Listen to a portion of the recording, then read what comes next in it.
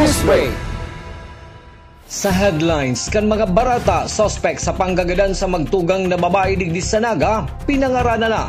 Hot pursuit operation kan PNP nagpapadagos. Mga ebidensyang kaput kang Naga City Police Office, pusog na matukdo sa live-in partner na suspect. Halangkaw na leader kang New People's Army, arestado sa Calamba, Laguna. Opening kang Naga City Athletics Association of Private Schools, Games 2025, ginibo kan Sabado. Uya mga bareta sa aldaw na ini, ako po si Christine Reyes. Sa pinagibong press conference kasubagong aga, pinagkumpirmar ka Naga City Police Office as ni Naga City Mayor Leni Robredo kung si Isay ang pinaka-suspect sa pangagadan sa magtugang na ang bangkay nadiskubre sa luwas kang sarong subdivision asin sa loob kang pinag-aarkilahan nindang harong sa kaparehong barangay. Uyang sa kuyang report. Crime of passion ang hiniling na motibo kan pulisya sa panggagadan sa magtugang na Divina Gracia kung sa'y nahiling ang hawak kan bunsong tugang sa loob mismo kan nirerentahan din ng harong asin ang hawak man ni Claudette Divina Gracia. Ang enot na bangkay ang nahiling sa luwas kang sarong subdivision sa barangay Concepcion, Pequeña. Ang tinutok ng suspect, iyuman sa live-in partner ni Claudette na si Marfe. Sa pag-iimbestigar kan mga otoridad, may anggulo na pinaghihiling sinda na ang bunsong tugang na si Kayla ang pinagmomulas siya subuot kang suspect. Huli sa takot subuot na maaraman ni Claudette ang sayang pinagigibo sa tugang kaini. Duman niya naman nagibo ang karumal-dumal na krimen sa iyang live-in partner. Ang tinitingnan natin na anggulo dito yung crime of passion Kasi ang gulo natin dito, may mga account ng mga yung sister ni nung biktimang dalawang biktima na sila din nakakaranas ng molestya dito sa suspect natin. So most probably crime of passion ito tinitingnan natin, baka nagawa na niya ng hindi maganda itong si Kylie, itong nasa bahay, nagawa na niya ng hindi maganda, nasundo niya yung live-in niya, pauwi na, baka ma-uncover yung ginawa niya dito sa bahay. So, gumawa na rin siya ng hindi maganda dito sa live-in partner niya. So, yun ang theory na tinitingnan natin na sinusupport naman ng other circumstantial evidence. Tapos, yung pag lumabas na din yung mga forensic examination na ginagawa ko. Tubod man si Mayor Leni Robredo na ang live-in partner kan biktima na si Marfe ang suspect sa panggagadan sa magtugang. Inibasa sa physical evidences na sa idang nakuha, text message na pinagpadara kan suspect sa iyang pamilya, ang murder weapon na yaon mismo sa loob kan harong, pati naman ang mga CCTV audio na pinagkukuraw subuot kan biktima ang pangaran kan suspect. Yung text message ng lalaki sa family, while extrajudicial, saka syempre dahil ano yon, parang personal na text, admission talaga na may ginawa. Tapos yun nga, yung mga murder weapons nakuha sa scene, siya yung nag-lock ng bahay, yung body nasa loob ng bahay. Tapos yung sinisigaw dun sa CCTV, pangalan niya. So I think selyado na walang doubt at all. Walang doubt at all na siya yun. Padagos pa ang paghahanap sa suspect asin masiguro na mataawadan ng hustisya ang duwang biktima kan krimen. Para sa Jaran TV 48 Naga, Christina Alcanzo Reyes, Newsbreak. Mientras tanto, kumpiyansa ang Naga City Police Office na pusog ang ebidensya na yaon sa sainda kontra sa pangenot na suspect sa pangagadan sa magtugang. Ang detalye sa report ni Malvin Machado. Yaon sa sarong punerarya digdi sa siyudad kang Naga ang bangkay kang magtugang na Kayla sin Claudette Jane Divina Gracia para ipaserarom sa autopsy antes na iniimbal sa maron. Ang resulta man kang gigibon na autopsy ang makakadagdag sa mga physical evidence na yaon subod sa PNP Forensic Unit kontra sa pangenot na suspect na si Marfe Hufancia. Sa press conference kasubawong aga kinumpirmar man ni Police Colonel Gilbert Fariñas, City Director kang Naga City Police Office na maging ang laman kang cellphone kan mga biktima na ang ipinasairalom sa digital forensic examination. Suportado man ang gabos sidang kapot na ebidensya nin mga pahayag ka mga kataid sa harong asin partidaros kang biktima asin suspect. Ang gabos na ini ang magtutugma subot para mas maging pusog ang kaso. So lahat po nung evidences na sinabi po ni Butihing Mayor kanina ay nasa custody po ng SOCO at saka yung cybercrime with regards dun sa cellphone. So sa ngayon po, iniintay po natin yung result ng digital forensic examination para ma-uncover pa po natin kung ano pa yung laman po ng cellphone para maidugtong po natin dun sa suspect po natin. So yun po yung ginagawa natin investigation ngayon. Then until now, nasa labas pa po yung mga intelligence operatives natin para hanapin po itong principal suspect po natin na si Murphy. So pati yung regional headquarters sumutulong din sa atin, yung CAMSUR intelligence sumutulong din na po para doon sa region-wide manhunt operation na ginagawa po ng PNP. Sa ngunya, nagpapadagos ang hot pursuit operation sa pangenot na suspect. Nagtatabang naman ang Camarines Sur Police Provincial Office Intelligence Unit asin nakipag-coordinate naman ang Naga City Police Office sa ibang region kung saan pwede magtago ang suspitsado. Para sa GNN TV 48 Naga, Melvin Machado, Newsbreak. Sa kasumpay na Bareta, mga opisyal kan Barangay Concepcion Pequeña nagtatabang na para marikas na mapasurrender ang suspect sa panggagadan sa magtugang na Kayla asin Claudette Divina Gracia. May follow-up report si Cristina Valenzuela. Sa residensya kan pamilya kan suspect sa Barangay Concepcion Pequeña, Ciudad ng Naga, inabutan kan GNN TV 48 Naga News Team ang nagkapirang miyembro kang Naga City Police Office, NBI asin opisyal kang barangay. Ang pag-uurulay nakasentro subuot sa pagsuko sa urog na madaling panahon kan nasabing suspect sa panggagadan sa magtugang na Kayla asin Claudette.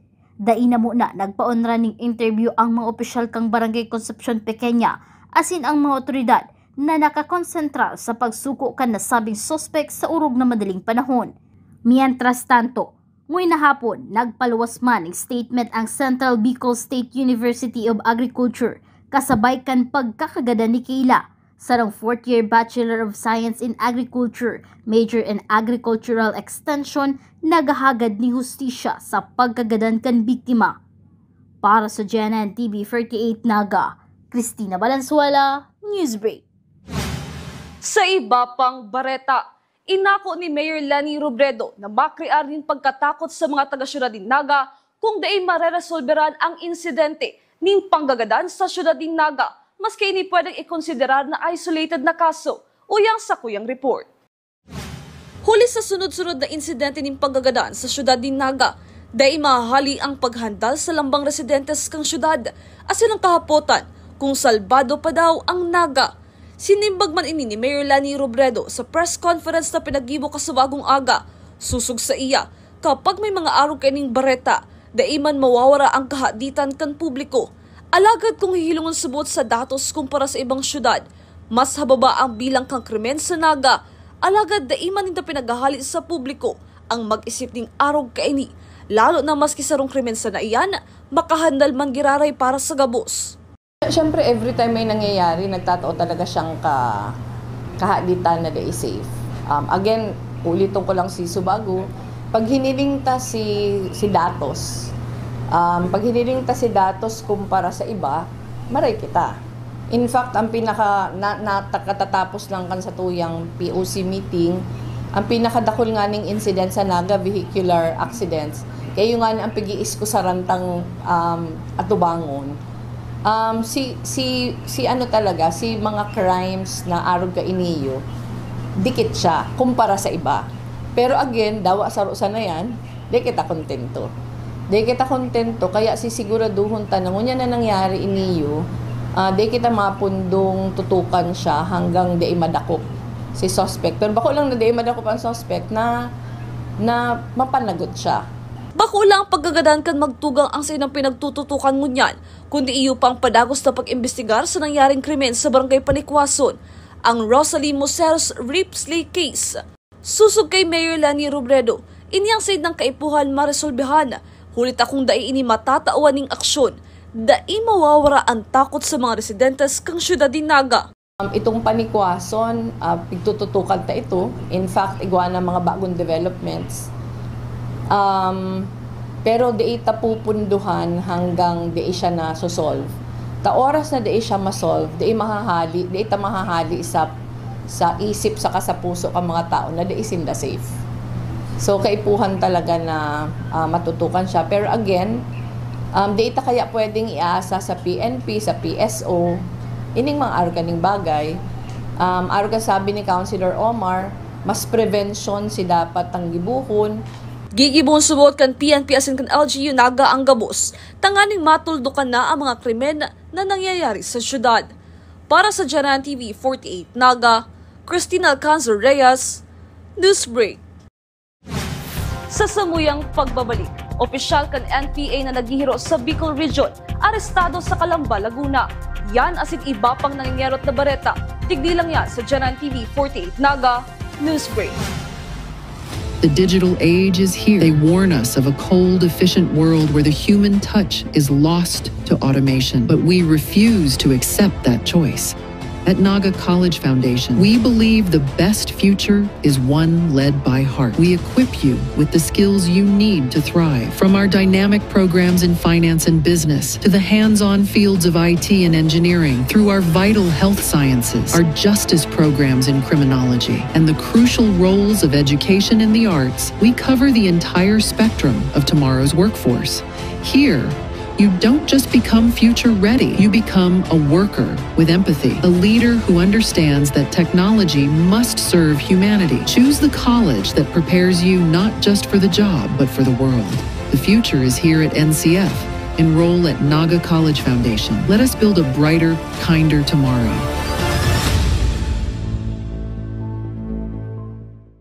The future is a race. At Naga College Foundation, we don't just keep up, we set the pace and we change the game. College of Business and Management, where ideas grow into enterprises. College of Teacher Education, shaping minds that shape the nation. College of Health Sciences, where compassion meets innovation. College of Engineering, designing solutions that redefine tomorrow. College of Arts and Sciences, fueling creativity, culture, and connection. College of Accountancy and Finance, empowering the economy through mastering numbers and markets. College of Criminal Justice Education, protecting communities with excellence and integrity. College of Computer Studies, coding the language of the future. And with NCF micro-credential programs, you don't just wait for the future, you leap into it. Gain and demand skills fast, short, powerful, and flexible. Designed to fit your life and fuel your career. 8 colleges, endless possibilities, and micro-credentials to keep you ahead of the game.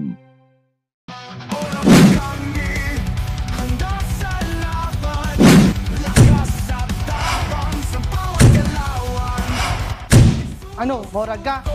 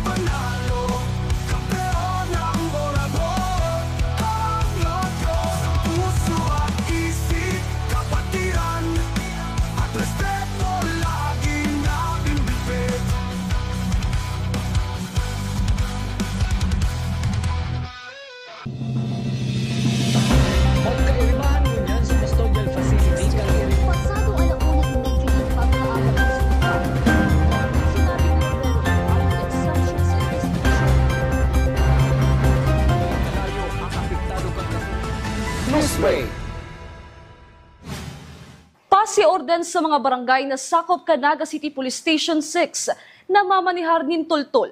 Ang detalye sa report ni Cristina Valenzuela. Sa mga lugar na sakop kang Naga City Police Station 6, manageable pa ang sitwasyon o mga insidente na nangyayari. Sigon iyan kay Station Commander Police Captain Marlon Riquillas. Padagusman na pinagpapasunod kang opisyal ang 12 oras na duty kan sa iyang mga personahe para mamantener ang pasiorden asin seguridad kan publiko Urog na ngunya na naka-heightened alert ang Naga City Police Office. Kung dati, duwang area sana ang Bitkang Police Station 6, ngunyan dinugangan na ining sa rupa para ma-maximize ang gabos na personnel kang Station 6. Dito sa area ma'am ng Station 6, manageable pa naman ma'am yung personal dito sa amin. Dahil po naka-heightened alert tayo, and sinusunod po namin duty scheme is duty scheme namin ay 12 hours. So nagdagdag kami ng area wherein dati dalawa lang yung bit namin and isang mobile. Ngayon meron na tayong 3 bit. Minamaximize natin yung personnel natin para malatagan yung area natin. Prioridad kang istasyon ang kalabaan kan Magsaysay Road, hulita dakol na negosyo ang yaon digdi. Kabali man sa pagpatrolya kang pulisya, ang Barangay Del Rosario, ang boundary kan Sitio San Rafael sa Balatas, asin ang Barangay Kararayan. Pinag-priority natin yung along Magsaysay Road kasi nandyan yung mga business establishment, karamihan. And meron tayo dito ma'am sa Barangay Del Rosario and meron tayo dito sa boundary ng Sitio San Rafael and Barangay Balatas. Then yung Kararayan, nandito yung mobile patrol natin. Mientras tanto, naka-sectorize naman ang gabos na hiro kang mga personay kang Police Station 6 para makafocus sa area kung saan ini naka-assign. Sa amin dito, sa Station 6 mama, halos sinisectorize na namin yung galawan ng personnel namin para makafocus sila doon sa area. So yung sa Magsaysay ko, from Magsaysay Bridge to boundary ng area ng station to Villa Caceres, doon ko sila pinapafocus and left and right doon sa Magsaysay na yon. So para mapukusan talaga nila yon, doon sila halos maglalagari. And yung other areas, kagaya ng Del Rosario, doon naman sila ma'am sa kung saan marami ang merong mga nangyayaring mga crime incidents. Para sa GNN TV 48 Naga, Cristina Balansuela, Newsbreak. Nasa kustodiyang ngunyan kang Cabusao Municipal Police Station ang 21 anyos na si Ayas Galamay, residente kan Cabusao, Camarines Sur, matapos maaresto sa anti-illegal drug buy-bust operation kan nakalihis na Sabado sa Barangay San Pedro, kanasabing Banwaan. Susug sa report, 0.9 grams din subot shabu ang nabakal kan mga operatiba sa kantidad na 500 pesos. Asin nakumpiskaran man ini ng 0.10 grams din pinagtutubod ang shabu. Ang suspect ang pinagkukonsiderar na newly identified individual sa illegal na droga. Sa iba pang police report, 60 grams ni subot shabu na may standard drug price na 408,000 pesos ang nakumpiskar sa suspect na si Ayas Tots Pogi, 67 years old, residente kan Pasacaw, Camarines Sur, nakabali sa Regional Recalibrated Priority Database on Illegal Drugs bilang high-value individual.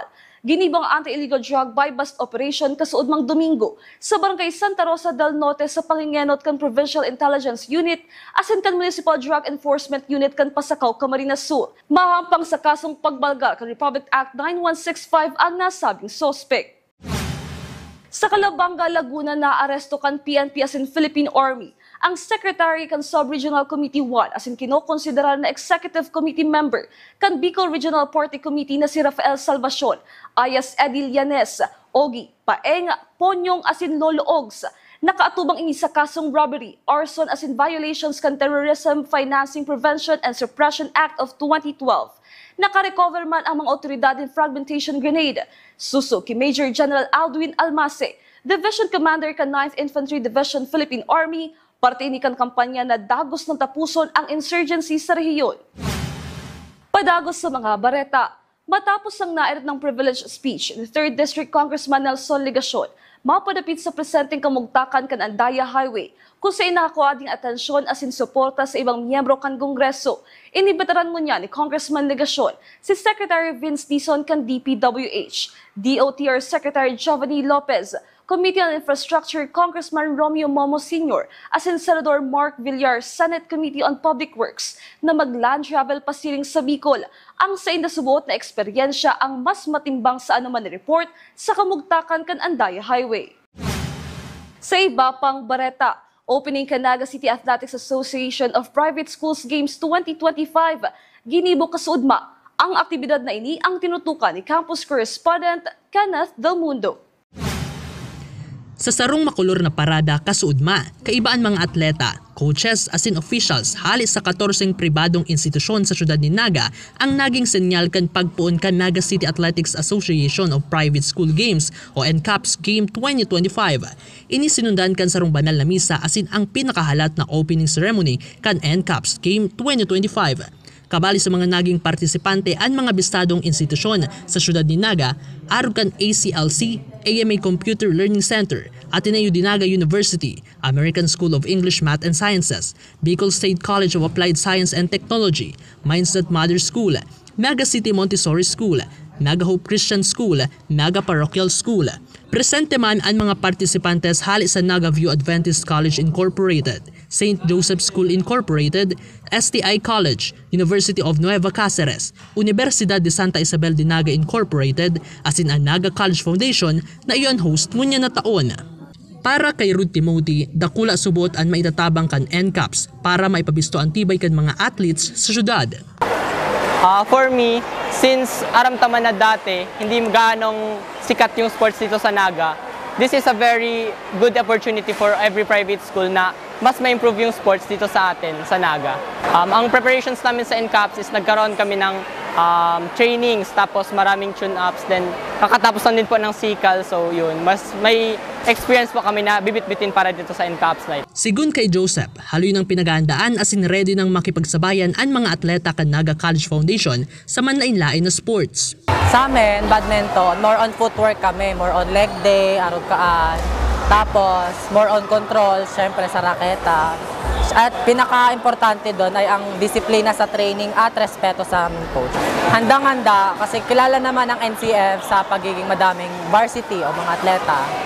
Bale kahit matagal pa naman ng NCAPS, matagal na po nag-start ng pagpa-practice ng NCF. Sigun kay Dr. Nelba Olaso, coordinator kan NCAPS, dakol subot sinaging proseso para ikandak ang nasabing event huli sa mga nag-agi na raot kan panahon as in mga late submission of entries kan ibang private schools. First, we cite what are the activities. So, una, the tournament officials store para doon sa documents. So sa screening sa kanila na yon. Then after that, we process all the needed materials. Yun na, nag-come up kami ngayon sa date kung kailan. Tapos na-postpone dahil may bagyo ba yun? Hindi ko alam kung may bagyo yun. Na-extend ng December 7 to 11. O ito na ngayon ang opening. So maraming proseso na dinaanan namin na naghihirap kami na until now hindi pa tapos ang screening dahil late ang submission ng mga documents ng other schools. Ang NCAPS, sarong athletic organization sa syudad ni Naga na pribadong eskwelahan ang kabali. Bakuling ni nakasentro sa ball games, ninhulit at pinagtataon man kay ninin importansya ang iba pang aktibidad as in sports na obhetong ipailing ang tibay as in skills kan sarong atleta. Sa December 11, matatapos ang aktibidad mantang ginigibo man ang awarding of certificates para sa mga partisipantes sa kada pagtapos kan event. Para sa GMN TV48 Naga, Kenneth Del Mundo, Newsbreak.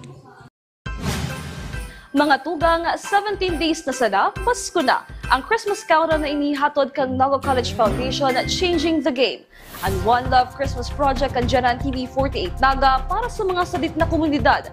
Nagpapadagos ngunya na taon para sa ito mga donasyon, partnership as in sponsorships o mga kahapotan, mag-apod sana sa 0946-94 o mag-email sa GMN TV48Naga@gmail.com. Asin yan ang mga bidang baretang nakalap kan mas pinakusog na puwersa kan Janan TV 48 Naga News and Bicol Affairs. Day malingaw ni i-followan sa mayong official Facebook page, Janan TV 48 Naga. Padagos sa ming bahato din mga baretang garatisalong nangingenot asin napapanahon. I-hit ang subscribe button sa mayong official YouTube channel, Janan TV 48 Naga. Para updated kita sa mga bareta asin istoryang bidang Bicolano. Ako po si Cristin Reyes, asin ini, ang Janan TV 48 Naga News Break.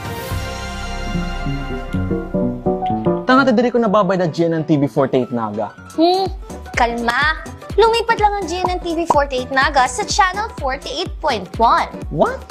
Direk, ang simple lang ng solusyon dyan.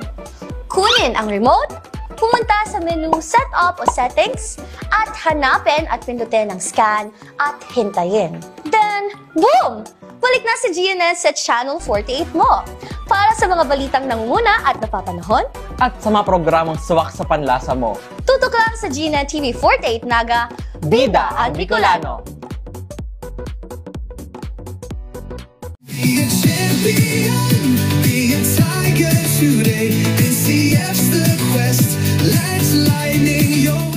At the Naga College Foundation Basic Education Department, we provide an environment where innovation is nurtured and resources promotes collaboration and discovery. Our students benefit from hands-on learning in cutting-edge science and technology laboratories, bridging theory with practical application. We maintain a supportive institutional framework, ensuring a safe, clean, and academically focused atmosphere for every student. Beyond academics, our comprehensive facilities, including sports, develop leadership, teamwork, and discipline. NCF is proud to be a LASO accredited institution, a recognized mark of excellence and high-quality education. this is Naga College Foundation Basic Education Department. Changing the game.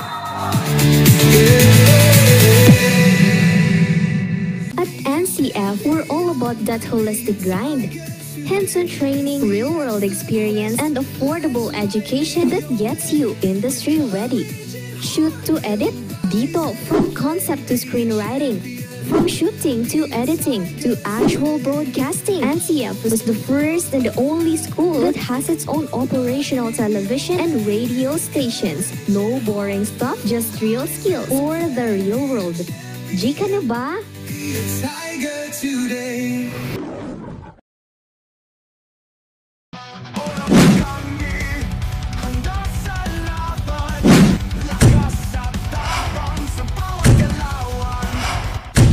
Ano, Moraga?